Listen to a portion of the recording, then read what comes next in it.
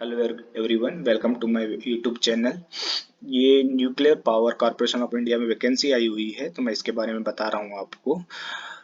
जो NPCIL है, एक भारत सरकार का उद्यम है, गवर्नमेंट ऑफ इंडिया इंटरप्राइजेस, और ये कक्करपारा गुजरात साइट के लिए आई हुई है। तो ये बहुत अच्छी कंपनी है। अगर इसमें एक बार लगा जॉब लगा डाला तो लाइफ झिंगालाला वाली जैसी बात है। तो इसको आप बहुत ध्यान से देखिए जो मैं बता रहा हूँ इसको। यहाँ पर जो इसका ऑनलाइन एप्लीकेशन है वो इस वेबसाइट से डलेगा, www.npcil-career.gov.in से डलेगा। तो इसके ऑनलाइन फॉर्म भरने की जो डेट है, जो स्टार्ट होगी ऑनलाइन फॉर्म की डेट, ओपनिंग डेट है वो 6/12/2022 से है। ठीक है, तो 6/12/2022 10 बजे से होगी स्टार्ट सुबह के। और जो क्लोजिंग डेट है सबमिशन की एप्लीकेशन की, 5/1/2023 शाम के 5 बजे तक रहेगी। ठीक है, शाम के 5 बजे तक। NPCIL परमाणु ऊर्जा विभाग और भारत सरकार के अधीन सार्वजनिक क्षेत्र का एक अग्रणी उपक्रम है। तो ये बहुत अच्छा ऑर्गेनाइजेशन है, जैसे कि मैंने पहले ही बता रखा है। और इसमें कुछ काम का जो जो करता है ये इसके बारे में है, तो आप इसको देख के पढ़ सकते हैं। अब हम बात करते हैं कितनी वैकेंसीज आई हुई हैं। तो सबसे पहले हम बात करेंगे कि ये साइंटिस्ट असिस्टेंट भी डिप्लोमा होल्डर्स के लिए सिविल से है, वैकेंसी दो है यहाँ पर। ओके, उसके बाद हम देखते हैं साइंटिस्ट असिस्टेंट, ये फिर से ये डिप्लोमा वालों के लिए एक्चुअल में मैकेनिकल की है, फिर इलेक्ट्रिकल की, फिर इंस्ट्रूमेंटेशन की है। ये नंबर ऑफ पोस्ट यहाँ दी गई हैं, आप देख सकते हैं। और कैटेगरी वाइज इसमें कितनी है ये सब दिया हुआ है यहाँ पर। ठीक है, ओके। फिर ये केमिस्ट्री फिजिक्स वालों के लिए ये भी साइंटिस्ट असिस्टेंट की है। उसके बाद है टेक्नीशियन की, ये है टेक्नीशियन की पोस्ट का है, प्लांट ऑपरेटर के नाम से है। 59 कुल पोस्ट है इसमें। ठीक है, ओके। मेन भाई ये हमारा ट्रेनी जो ITI वालों के लिए है। तो ITI वालों के लिए किस किस ट्रेड के लिए मांगा है, सबसे पहले बात कर लेते हैं हम। ट्रेड फिटर के लिए, इलेक्ट्रीशियन के लिए, इलेक्ट्रॉनिक्स के लिए, इंस्ट्रूमेंटेशन के लिए, वेल्डर के लिए, मशीनिस्ट, टर्नर, और ये मैकेनिक AC मैकेनिक के लिए है। सबकी नंबर ऑफ पोस्ट यहाँ पर दिए हुए हैं। फिटर के लिए 31 है, ये 12 है, इसके लिए 12 है, 4 है, इंस्ट्रूमेंटेशन के लिए, वेल्डर के लिए 2 है, और मशीनिस्ट के लिए 6 है। ये सब दी हुई हैं। और यहाँ पर ये नीड करके भी रखा है कि किसके लिए। ये सब ओवरऑल का जो है, ये पूरी ट्रेडों का ये इन्हें यहाँ पर ये कर रखा है कि सारी ट्रेड में से 22 हम ST की पोस्ट हैं, फिर 34 OBC, सॉरी 37 OBC की हैं, और ये जो EWS की 11 है ऐसी। और ये बाकी ये जो ये वाली पोस्ट है इधर से, ये बैकलॉग के लिए है। ओके, ठीक है। इसके बाद हम बात करते हैं कि यदि आपको ऑनलाइन आवेदन के लिए पोस्ट कोड नेम ध्यान रखना पड़ेगा कि आपका कौन सा है। तो सबसे पहले हम डिप्लोमा होल्डर्स के लिए, कुछ सिविल वाले के लिए वैसे तो असिस्टेंट साइंटिस्ट असिस्टेंट भी है। और ये डिप्लोमा बाकी जो मैकेनिकल इलेक्ट्रिकल वालों के लिए SA/ST C8 फर्स्ट है। फिर ये प्लांट ऑपरेटर्स है। और ये है ITI वालों के लिए है, ये जो मेंटेनर की। ठीक है, ये याद रखना कि मेंटेनर की ST ये है मेंटेनर की पोस्ट, याद रखना है। बाकी ये तो नॉन टेक उधर वालों के लिए, मेडिकल वालों के लिए, कुछ ये वालों के लिए। ठीक है, तो किस के लिए कौन सी ट्रेड अलाउड है, मतलब यदि फिटर वाला है तो आपको फिटर से ITI किया होना चाहिए। और जो इलेक्ट्रीशियन वाला है तो उसको ITI इलेक्ट्रीशियन से किया होना चाहिए। लेकिन जो इलेक्ट्रॉनिक्स की जो पोस्ट है यहाँ पर, इलेक्ट्रॉनिक्स की पोस्ट के लिए जो जिसने ITI इलेक्ट्रॉनिक मैकेनिक से किया हुआ है, यानी मैकेनिक इंडस्ट्रियल इलेक्ट्रॉनिक्स से किया हुआ है, या information technology and electronics system maintenance से किया हुआ है, वो भी भर सकता है इसमें। और टेक्नीशियन पावर इलेक्ट्रॉनिक सिस्टम से भी जिसने किया हुआ है वो भी भर सकता है। सेम इंस्ट्रूमेंटेशन के लिए दो जिसने इंस्ट्रूमेंटेशन मैकेनिक से ITI किया है वो भी अप्लाई कर सकता है, और जिसने इंस्ट्रूमेंट मैकेनिक पावर प्लांट से ITI किया है वो भी अप्लाई कर सकता है। वेल्डर वाली पोस्ट के लिए वेल्डर किया होना चाहिए। मशीनिस्ट के लिए मशीनिस्ट से ITI होनी चाहिए। टर्नर के लिए टर्नर से ITI होनी चाहिए। लेकिन AC मैकेनिक के लिए आप यदि RAC से ITI किया है, या central air conditioning plant mechanic से ITI किया हुआ है, या फिर अपने ये मैकेनिक रेफ्रिजरेशन से इससे किया हुआ है, refrigeration and air conditioning technician से, तो आप इस पोस्ट के लिए अप्लाई कर सकते हैं। ठीक है, और यदि आप दिव्यांग से आते हैं, निशक्तता से आते हैं, तो आपका जो परसेंट है निशक्तता का वो 40% से अधिक होना चाहिए। ठीक है, अब इसमें अब निषक्तता वाले कौन कौन किस किस के लिए आ सकते हैं, तो ये यहाँ पर आपको दिए हुए हैं, इस ये शॉर्टकट एब्रीविएशन दिए हुए हैं, इसको आपको नीचे इनका फुल फॉर्म मिल जाएगा कि किस किस पोस्ट के लिए क्या। ये जैसे हमारे प्लांट ऑपरेटर के लिए देखते हैं तो ये इतने निषक्तता वाले अप्लाई कर सकते हैं, ठीक है। तो यहाँ पर हम जैसे फिटर वाले में ये ब्लाइंड है, लो विजन है, और इसके नीचे जो भी है टेक्नीशियन के लिए, इलेक्ट्रिशियन के लिए कौन कौन लोग अप्लाई कर सकते हैं, ये कौन कर अप्लाई कर सकता है, इसका सब शॉर्ट फॉर्म में दिया हुआ है। ये आपको नीचे आएंगे तो यहाँ पर मिल जाएगा, ये है, ये एब्रीविएशन है, जो जो वहाँ दिया हुआ है उसका ये यहाँ पर फुल फॉर्म दिया रखा है उसने, तो आप इसको देख सकते हैं पॉज करके एक बार, ठीक है। यहाँ पर देख सकते हैं ये कुछ नोट दिया हुआ है यहाँ पर कि विज्ञप्ति रिक्तियां अस्थायी है, यानी कम ज्यादा वो अब एनपीसीआईएल पे डिपेंड करता है कि वो कम भी कर सकता है, ज्यादा भी कर सकता है, या शून्य भी कर दी जा सकती है, तो ये उनके ऊपर डिपेंड करेगा इसमें, ठीक है, कोई ये नहीं। हाँ, इसमें से ये ध्यान रखना है कि जो ST/A SA के लिए चयनित हैं उनकी जो ट्रेनिंग होगी वो 1.5 साल की होगी, और टेक्नीशियन की जो ट्रेनिंग होगी वो 2 वर्ष की होगी, ये याद रखना है आपको। ओके, ठीक है। इसके बाद हम मेन चीज बात करते हैं कि हमको किस पोस्ट के लिए क्या क्वालिफिकेशन चाहिए। ओके, ठीक है। तो इसमें हम सबसे पहले किसकी बात करें, डिप्लोमा वालों के लिए डिप्लोमा चाहिए होता है, ठीक, ये डिप्लोमा होल्डर्स के लिए। हम अब बात करते हैं, हमारा मेन है हाँ plant operator. Main plant operator के लिए आपको क्या क्या करना होगा, जो टेक्नीशियन कैटेगरी 3 है प्लांट ऑपरेटर, तो आपको प्लांट ऑपरेटर के लिए यदि आपको भरना है तो आपकी 10th होनी चाहिए, और 10th में 10th के बाद यदि आपने विज्ञान विषय के साथ पढ़ा है तो आपको फिजिक्स, केमिस्ट्री और मैथ्स के साथ होना चाहिए, और 50% एग्रीग्रेड होना चाहिए आपका, उससे कम नहीं होना चाहिए, ठीक है। साइंस स्ट्रीम के साथ आपको ये पढ़ा होना चाहिए, और कम से कम आपको अंग्रेजी का एक विषय तो पढ़ा ही होना चाहिए, अंग्रेजी। यदि अंग्रेजी नहीं पढ़े हैं आपने एक विषय के तौर पर तो आप अप्लाई नहीं कर सकते हैं। ओके, अब हम बात करते हैं मेंटेनर की। मोस्ट इम्पोर्टेंट यही है हमारे लिए, क्योंकि ITI वाले इसी को अप्लाई करेंगे। तो यदि आपने इस पोस्ट के आपने यदि ITI किया हुआ है, 2 वर्षीय ITI किया हुआ है, तो उसका 2 वर्षीय ITI का सर्टिफिकेट होना चाहिए आपके पास। यदि कुछ कुछ जैसे होते हैं, कुछ ट्रेड 1 वर्षीय, जैसे वेल्डर 1 वर्षीय है, डीजल मैकेनिक 1 वर्षीय है, जो जो ट्रेड 1 वर्षीय है तो उनको कम से कम 1 साल का एक्सपीरियंस चाहिए होगा।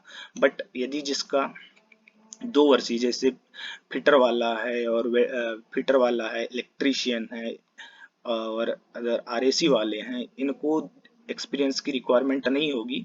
बट जो 1 वर्षीय वाले हैं उनको 1 वर्ष का और अनुभव सर्टिफिकेट की जरूरत पड़ेगी, और 10th में कम से कम अंग्रेजी विषय से पढ़ा होना चाहिए, एक विषय अंग्रेजी होना ही चाहिए 10th में, ठीक है। तो ये याद रखना है आपको यहाँ पर कि आपको क्या क्या क्वालिफिकेशन चाहिए। वेल्डर के लिए मेन है, वेल्डर, डीजल मैकेनिक के लिए जो जो 1 वर्षीय ट्रेड है उनको 1 वर्ष का एक्सपीरियंस भी चाहिए होगा, लेकिन जिसको 2 वर्षीय ट्रेड है उसको एक्सपीरियंस की रिक्वायरमेंट नहीं होगी, ये याद रखना है।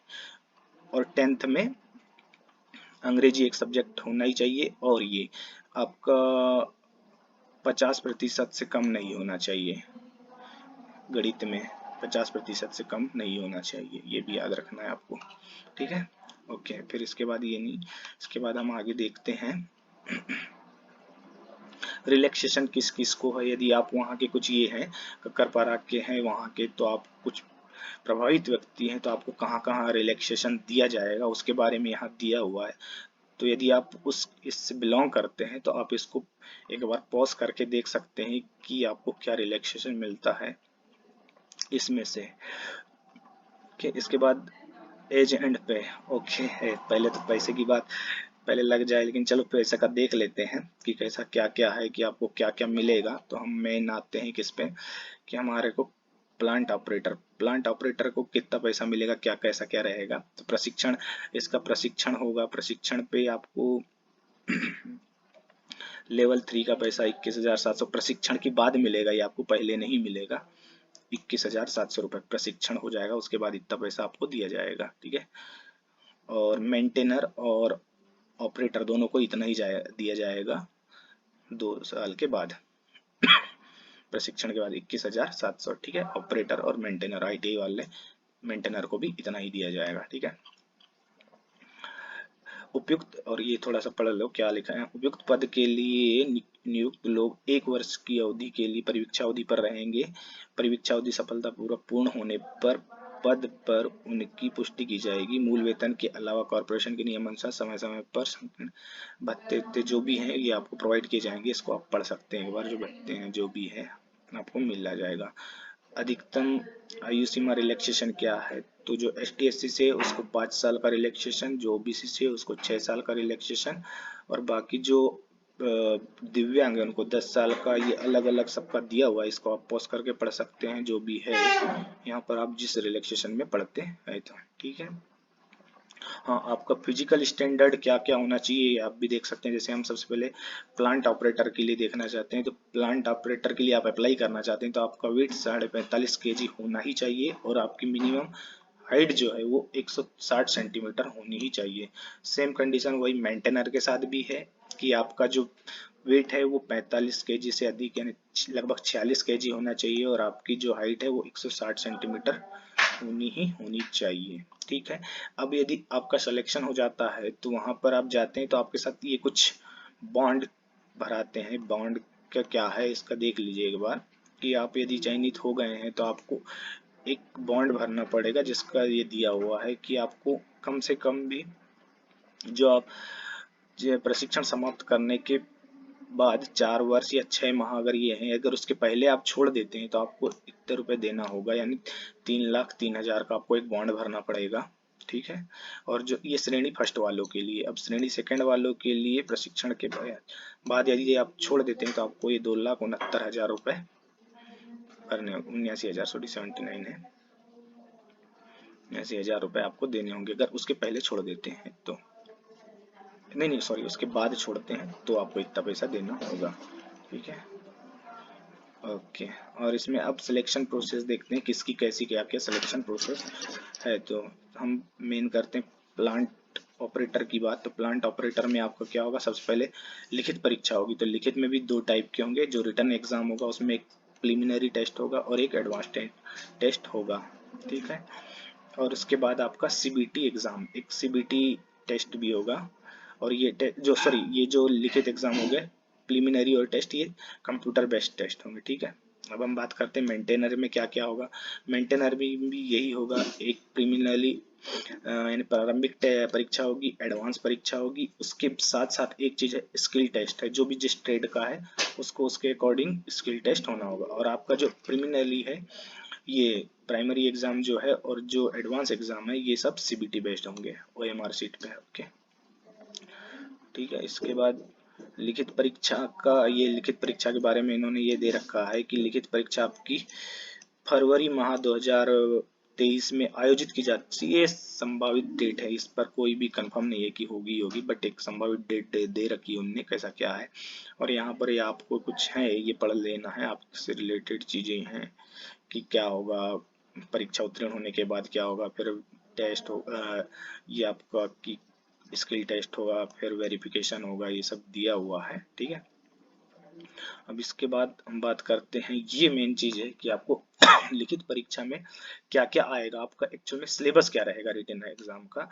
तो आप लोगों का जो सिलेबस होगा, तो पार्ट 1 में जो प्राइमरी फर्स्ट होगा प्रीलिम होगा उसमें इंग्लिश रहेगी, ठीक है, इंग्लिश रहेगी, और क्या क्या रहेगा, जनरल अवेयरनेस रहेगा, और क्वांटिटेटिव एप्टीट्यूड रहेगा। सभी 20-20 नंबर के, मतलब 60 नंबर का होगा। और पार्ट 2 जो होगा आपका, उसमें रिस्पेक्टिव जैसे जो फिटर का है, जो इलेक्ट्रिशियन का है, उससे ट्रेडमैन डिसिप्लिन से यानी होगा, उससे उससे क्वेश्चन बनेंगे उसके, ठीक है। ये याद रखना है आपको, मेन सिलेबस है कि सिलेबस में क्या क्या आएगा। इंग्लिश है, जनरल अवेयरनेस है, क्वांटिटेटिव एप्टीट्यूड है, मतलब गणित है ये, और ये रीजनिंग है, और ये इंग्लिश है, और ये ट्रेड से रिलेटेड आएगा।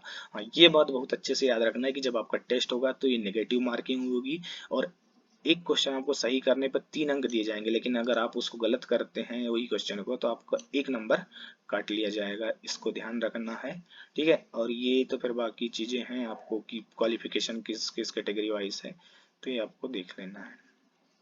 लिखित परीक्षा में ये पर्सनल इंटरव्यू होगा कुछ का। ओके ठीक है, यहाँ पर आप पॉज करके इसको देख सकते हैं एक बार और। ठीक है, ओके ये है क्या, हाँ हमारे यहाँ पर फार्मेसी, नहीं नहीं ये उनके लिए होगा। हाँ, जो प्रारंभिक परीक्षा होगी, प्रारंभिक परीक्षा में क्या क्या आएगा ये देख लीजिए। यहाँ पर देखना है हमारे को कि विज्ञान आएगी, गणित आएगा, सामान्य जनरल अवेयरनेस जो मैंने ऊपर बताया वही है, same to same. Advance stage में क्या होगा ये देख लें हम। एडवांस स्टेज में 2 घंटे का टाइम दिया जाएगा और आपको जो ITI की जो ट्रेड है उसी के आधारित क्वेश्चन पूछे जाएंगे। 2 घंटे में आपको ये करना होगा। यहाँ भी नेगेटिव मार्किंग रहेगी।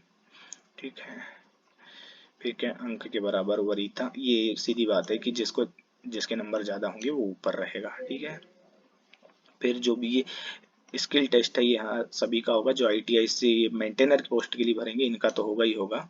ठीक है, ITI का ये होगा। जब स्किल टेस्ट, लेकिन एक चीज याद रखना है, सिर्फ स्किल टेस्ट जो होगा वो क्वालिफाइंग नेचर का होता है और इसमें एक पोस्ट के लिए 5 कैंडिडेट को बुलाया जाएगा। ठीक है, तो स्किल टेस्ट का कोई भी मेरिट में आपके नंबर नहीं जुड़ेगा, सिर्फ क्वालिफाइंग नंबर होगा, मतलब रुको या जाओ क्वालिफाई करना वैसा होगा। ठीक है, ये हो गया इसका। बस हमारा यही था, उनका ही देखना था हमारे को, ITI का मेंटेनर का, वो हम देख चुके हैं। इसके बाद आवेदन कैसे करना है, तो आवेदन कैसे करना है मैं इसके लिए एक अलग से वीडियो बनाऊंगा कि स्टेप बाय स्टेप प्रोसीजर बताऊंगा आपको। मैंने ये पहले ही बता चुका है कि ऑनलाइन आवेदन 6/12/2022 से 10 बजे स्टार्ट होगा और 5/1/2023 को ये 5 बजे बंद हो जाएगा। तो इसको आप अच्छे से ध्यान रखना है और अपना सही सही आवेदन अप्लाई करना है। इसके लिए कुछ कंडीशंस हैं कि आपको आवेदन भरने से पहले आपका जो वो होगा फोटो होगा वो 50 KB से बड़ा ना हो और उसका पिक्सल साइज ही आपको एडिट करके रखना पड़ेगा। 125 165 है ये डायमेंशंस होनी चाहिए आपकी फोटो की। और आपका जो ये होगा सिग्नेचर होगा वो 20 KB से ज़्यादा का नहीं होना चाहिए और उसका पिक्सल्स में डायमेंशन 125 से 80 होना चाहिए। या इसको ये इसमें सेंटीमीटर में भी आप याद रख सकते हैं, 4.4 सेंटीमीटर और 2.8 ये हाइट है और ये विड्थ है। हाइट विड्थ में दिया हुआ इसने, यानी ऊंचाई और चौड़ाई है ये, तो आप इसको याद रख सकते हैं। और ये फॉर्म भरने के लिए, और ये फोटो का हल्का रंगीन होना चाहिए, पृष्ठभूमि सफेद होनी चाहिए, चश्मा नहीं, आप चश्मा पहनते हो तो सुनिश्चित कर ले कि ठीक से उसका ये ना बने, मतलब सब चीज़ स्पष्ट दिखाई दे।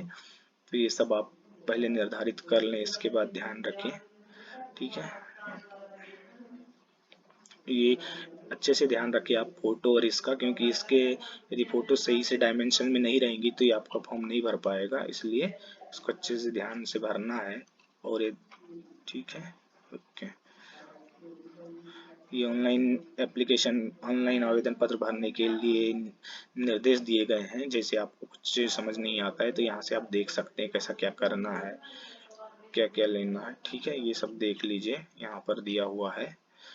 Waiting list, general waiting list है कि कैसे जब होगी मेरिट बनेगी तो उसके बाद वेटिंग कैसा क्या होगा। और फिर ये जनरल इंस्ट्रक्शन है, आप चाहें तो देख सकते हैं और इसकी वेबसाइट पे विजिट करेंगे तो आपको ये नोटिफिकेशन मिल जाएगा इससे। ठीक है,